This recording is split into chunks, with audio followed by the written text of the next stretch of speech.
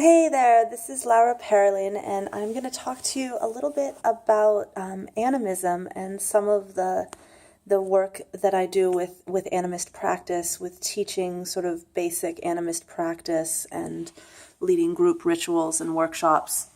But first, before I talk about why this is important, I want to say a little bit about what animism is. Animism is, you could call it a belief system or a way of relating to the world that that prescribes personhood or a sense of consciousness to a wide variety of people, including those who aren't human. So basically, in an animist worldview, not only are all humans people with their own consciousness and rights and gifts and responsibilities and challenges, but so are plants and animals, minerals and metals and heavenly bodies and the spirits of the dead and the spirits of places and so on and so forth. That's by no means an exhaustive list. So the word animism describes a worldview or a spirituality or a way of being in this world that acknowledges a wider field of relationships than just the relationships between humans.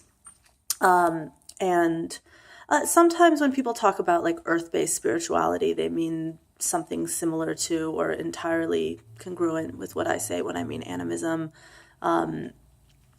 So why is animist practice important? I can talk a little bit about how it impacts my own life. I would say in terms of my spiritual growth, my ability to move through life from a place of love and service, which is really how I measure my own spiritual growth, right? It's not about like what practices I've done or what like degrees of knowledge I've attained or whatever. It's about like, am I coming from a place of love? Am I motivated by service? Am I able to be compassionate and kind and move from that place when I'm relating with people in this world? Am I loving and valuing myself and others and realizing and moving from a place of knowing the sacredness of all the beings that I'm in relationship with? Am I operating from a place of faith, not like abstract faith, but like knowing that there's a larger web of life in which I'm fitting in the right way, and kind of having a sense of trust in that. And so I find that for my own spiritual growth, the relationships that I have with non-human people really, really help me.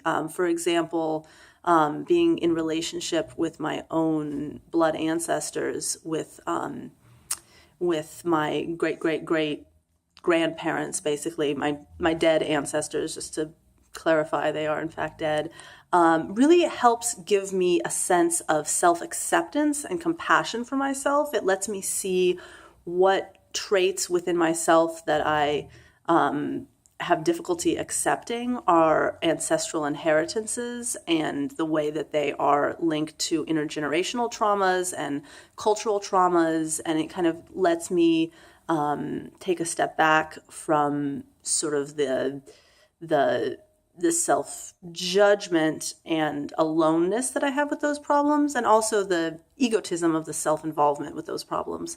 And in terms of the traits in myself that I really admire, it gives me a wider lens to look at how I can use these skills and gifts that I have for service in the world. So that's just one example of the way that an animist practice helps my spiritual growth. In terms of my practice, my healing arts practice, it's very important there. I mean, I'm trained as an herbalist, as a body worker. I work with energy medicine as well. And I find that many people who work in the healing arts, whether they think of themselves as working with energy fields or not, like they pretty much are anyway, right? Whatever is happening in the body has some sort of correlation in the mind, in the spirit. I think I'm going to sneeze. Excuse me. Okay, I'm done sneezing. So in terms of being able to draw on the unconditional, loving support of the earth and being able to draw on the vast field of possibility and creativity and imagination the sky offers,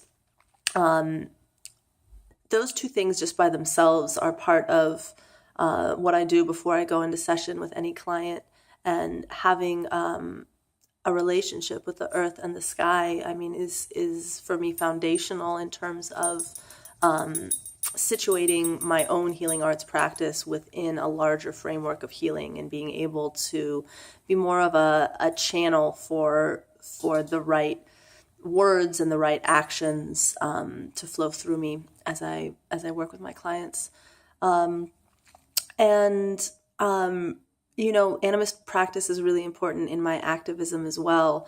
I very much think that the work that's being done around racism and homophobia and transphobia and sexism and cissexism, capitalism, and that work is so very important, and a lot of it makes critiques about the way humans are relating to other humans, and the non-humans are often marginalized or completely ignored in those critiques. And so I find that in bringing an animist viewpoint to my activism, to my political involvement for change and justice and peace, animism is extremely important and useful there. Thinking about things like mining and the rights of indigenous people to be in relationship with their ancestral lands, and factory farming. I mean, these particular issues all become deeper and more complex when the rights of mineral people and earth spirits and ancestors and animals are considered. So, if any of this sounds compelling to you at all, I certainly hope that you stay in touch with me. My name is Laura Perlin, and I welcome your questions and inquiries and thoughts, and thanks for listening to me talk.